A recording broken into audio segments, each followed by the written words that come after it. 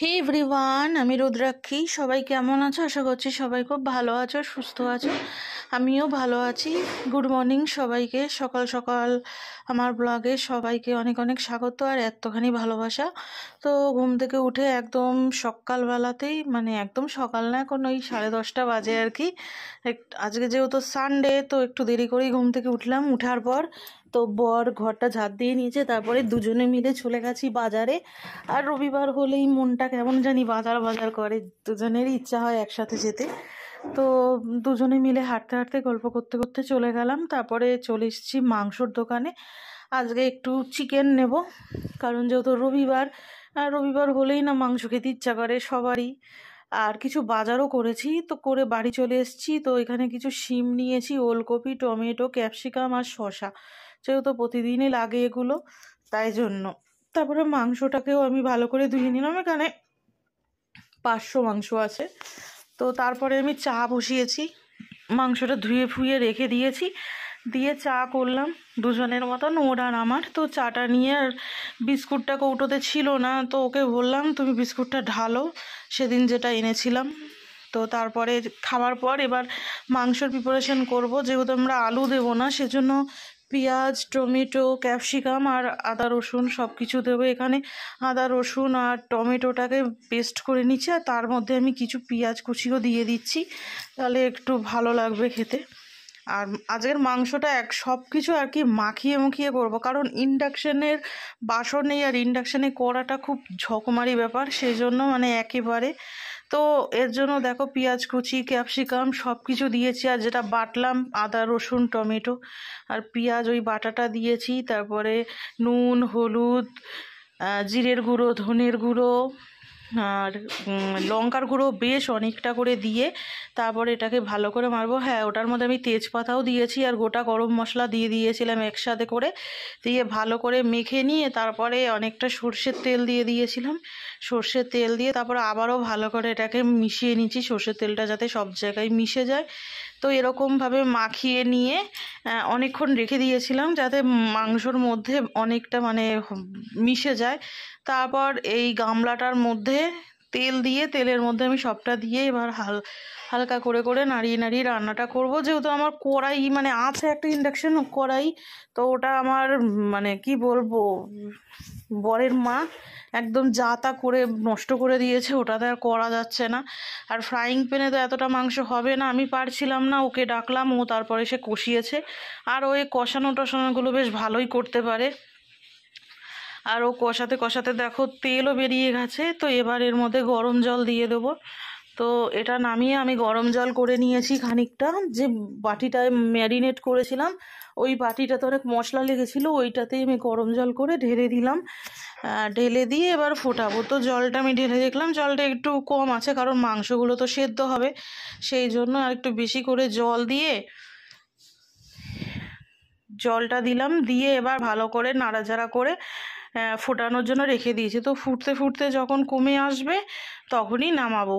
আর আলু দিইনি, আর এটা আমি খুব একটা রিচ করে করিনি। তো হয়ে এসছে, এবার আমি গরম মশলা গুঁড়ো দিয়ে দিয়েছি। গরম মশলা গুঁড়োটা দেওয়ার পর আর একটু নাড়াচাড়া করে নিলাম কিছুক্ষণ ধরে। তারপরে নামিয়ে নেবো। ঝোলটা একদম কমে গেছে, দেখো একদম ঘন ঘন হয়ে গেছে, আর মাংসগুলো দেখা যাচ্ছে না, ডুবে গেছে যেহেতু।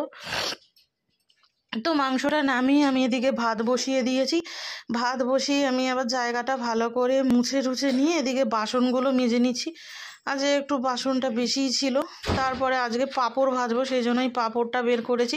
আগের পাঁপড়গুলো শেষ হয়ে গেছিলো বলে। আর ওদিকে বর বাপের বাড়ি থেকে জলগুলো নিয়ে আসে, সেই জলগুলো আমার ছোট্ট ফিল্টারের মধ্যে ঢেলে দেয়, কারণ কিছু করার নেই, আমাদের জলের একটু সমস্যা আছে। যেহেতু আমার ঘরে ফিল্টার নেই, আমার বাবার বাড়িতে ফিল্টার আছে, ওখান থেকে ও বোতল ভরে ভরে নিয়ে এসে এই ছোট্ট ফিল্টারটায় ঢেলে দেয়। তারপর এটা থেকে আমরা আমাদের বোতলে আবার ঢেলে নিই জলগুলো, আর জিওলিন মিশিয়ে নিই, কোনো অসুবিধা হয় না। তো এদিকে ভাতও হয়ে এসছে, এবার এবার পাঁপড়গুলো ভেজে নিচ্ছি, যেহেতু ভাত আমার হয়ে গেছে।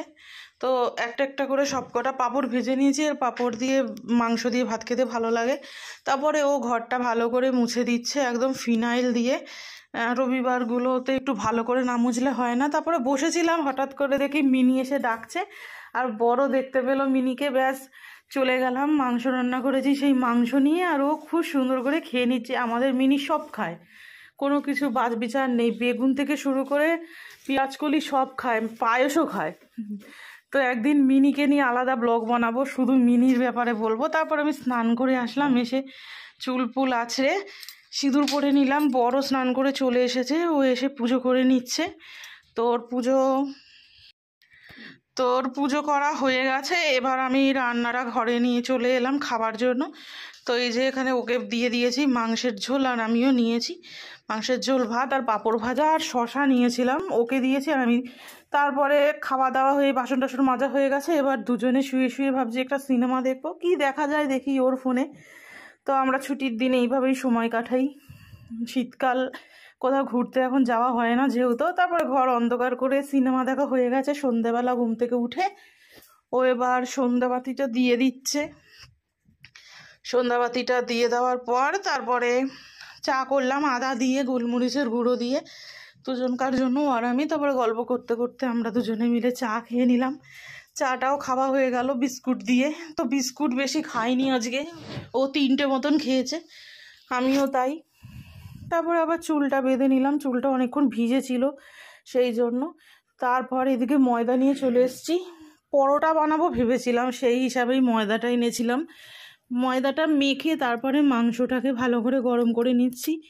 অনেকটাই ঝোল ছিল, ভাবলাম ঝোলটা একটু কমে যাবে। তো মাংসটাকে ভালো করে গরম করে নিয়ে তারপর আবার ঘরে এলাম। তো পরোটা মতন বেলে আমি আর পরোটা না ভেজে লুচি ভেজে ফেলেছি।